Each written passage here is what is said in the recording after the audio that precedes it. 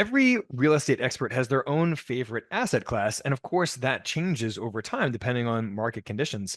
So, we sat down today with Arn Cadella. He is a 46-year real estate investing veteran. He's the co-founder of real estate syndication firm Spark Investment Group. No relation to Spark Rental, by the way. I feel the need to say that. As always, I'm your host, Brian Davis, co-founder of Spark Rental. And we are on this journey with you guys. Every month we meet as an investment club, we vet investments together, and then we all pool our money and go in on them together. So I'm excited to hear, Arn, your thoughts on why you love build to rent duplexes as your favorite real estate asset class right now. Yes, and I think the operative word is right now. Being a savvy investor, one has to adjust to market conditions and make decisions and evaluations based on what's happening now. So it's a constantly shifting landscape. But the last 2 years, most of the assets we bought have been new build, duplex rental communities. And the first reason is I would say most multifamily investors are well aware that transaction volume in the multifamily space has dropped dramatically from 2021 to, well, from the end of 2022, let's say, till today, 2024. And that's basically because debt costs have increased, sellers' expectations relative to what buyers can pay, they just don't sync up. And it's logical when you think about it. So if I had bought a building 4 or 5 years ago, I probably have 4% debt on it. And now I want to sell the property. Well, my buyer's going to have to pay 6.5% debt. It's the same NOI. So who's the property worth more to? The existing seller with 4% debt or the buyer with 6.5. So the seller's not going to sell it at a price that makes sense to me at 6.5. So my thinking was, who's the most motivated seller in today's market? And so my conclusion was a builder. A builder is not typically a long-term buy and hold investor. They build, they sell, they take their profit, and they move on to the next project. That's what they do. I'm an investor. So we started approaching small local builders here in the Greenville market, and they would be building 10 duplex communities, 13 duplex, 15 duplex communities. So small BTR projects, not huge, no real amenities.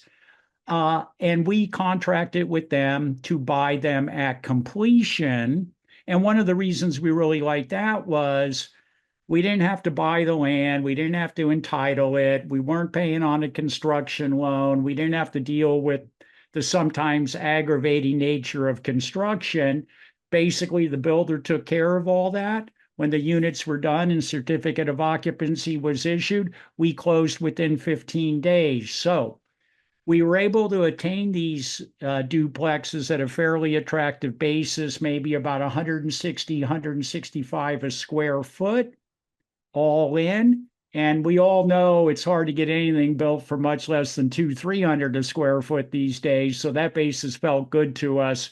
So new product, low operating expenses, always separately metered. So we as owner of the property are basically only paying for landscape and maybe garbage. And of course, people love living in a home that's brand new, never been lived in, modern floor plans, insulation. So there are a lot of attractive features about the new construction, both for the renter, the residents, and us as owners. So we've had good luck buying these new products. They've leased up quickly. Our investors are happy, and our residents love living in these new homes. And basically, two-story duplexes, one common wall. You've got yards front and back. You can park by your unit. So it's a different kind of lifestyle than your typical 3 or 4 or 5-story apartment building, which appeals to a lot of people.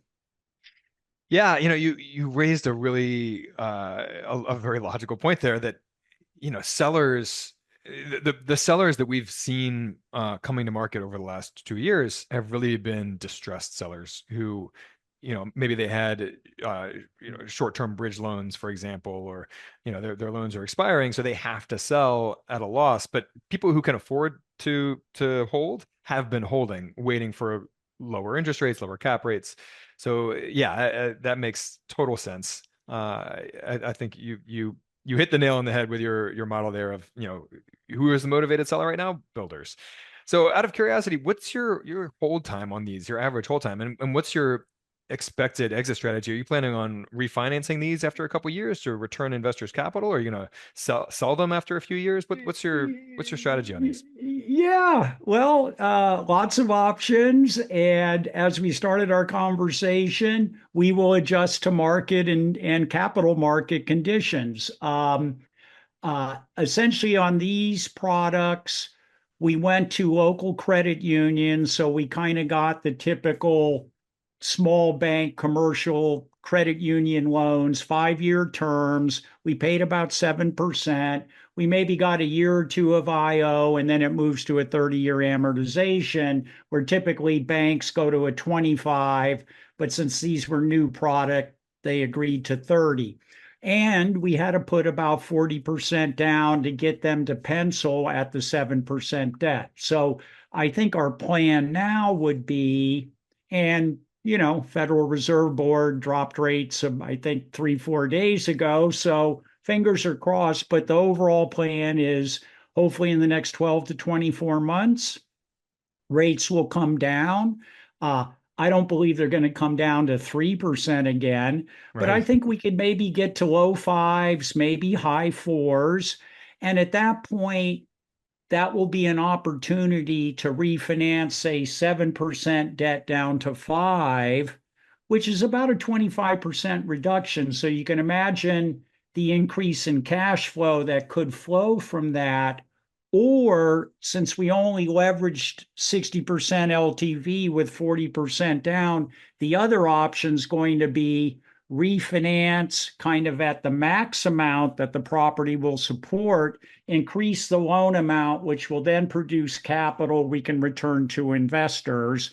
And I think when we do go to the refinance stage, we're probably looking at long-term agency debt with maybe the idea of we're into the deal 2.5 years, then maybe we get 7-year agency debt. And I think kind of the overall plan would be to maybe exit, years 8, 9, 10, because typically most major systems do pretty well for the first 10 years. And then when you hit the 10-year mark, stuff starts to need to be replaced. So that may be a good time to exit. The other possible strategy would be oftentimes these duplexes are on separate parcel numbers or separate tax maps.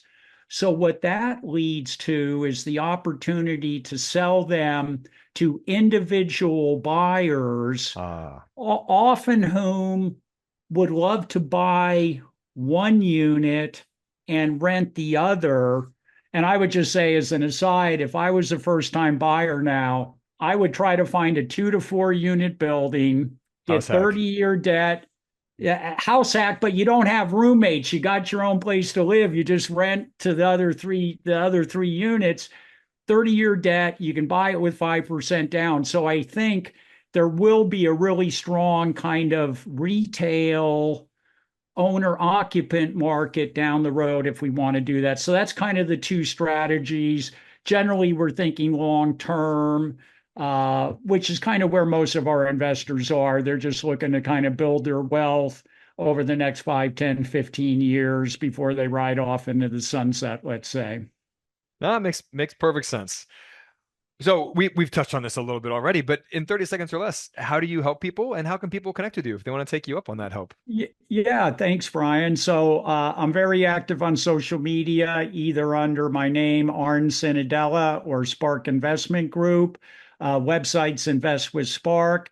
And basically, I help generally busy professionals who would like to invest in real estate, but don't have the time, energy, or desire to manage the day-to-day rental activities of being a landlord, help them diversify their portfolio, perhaps increase their real estate holdings, diversify from the stock market, hands off. We deliver distributions via ACH, so it's a very passive investment. And I think most people understand long-term real estate's going to be good. So we help people invest in it without the hassle.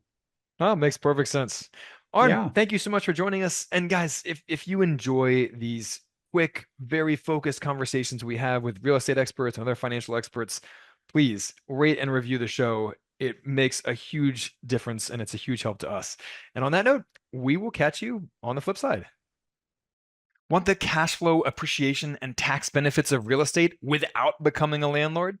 You've heard of REITs and real estate crowdfunding, but you probably don't know much about 5 other ways to invest passively in real estate. So we put together a free video course for you to show you how to consistently earn 15% plus returns from 5 lesser known hands-off ways to invest in real estate. And even more importantly, we'll keep risk front and center in that whole discussion. Because really, what's the point of investing for high returns if you also take on high risk, right? So visit sparkrental.com/free to take our free course. Each video is snackable at 10 to 15 minutes long, and the entire course takes less time than watching a movie. Looking forward to chatting with you from within the course.